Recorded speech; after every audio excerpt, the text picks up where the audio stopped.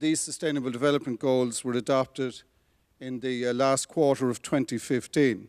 We've got a very interesting and distinguished panel, and what I propose to do is to invite each member of our panel to speak to us just for a few minutes to introduce their preferred emphasis. It's a paradigm shift in defining these SDGs from simple access to a much more holistic approach. And the other element is making sure that the transport sector, which is so fragmented and that has in the past not speak with one voice, start aligning itself around a shared vision of what sustainable mobility is about. If you look at it from the governance and the institutional perspective, there is, in fact, really a weak link between transport and land use planning.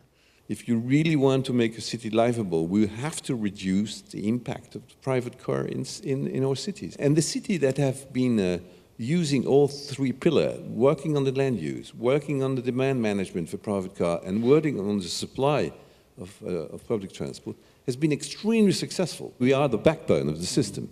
But if we are an aging backbone, then things will not go well. There's a tremendous lot to be said for urban planning, city development, that control the amount of speed in systems that are sustainable, more efficient, less emissions and so on. And integrate is definitely the name of the game.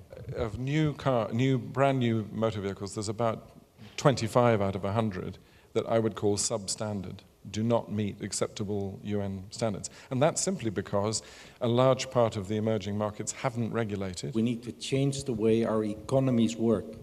Unless we put a firm price on carbon, we'll never compete the private car against public or other alternative transport modes. Unless we get prices right in natural, social, and financial terms, we won't make the right choices. It's a radical shift.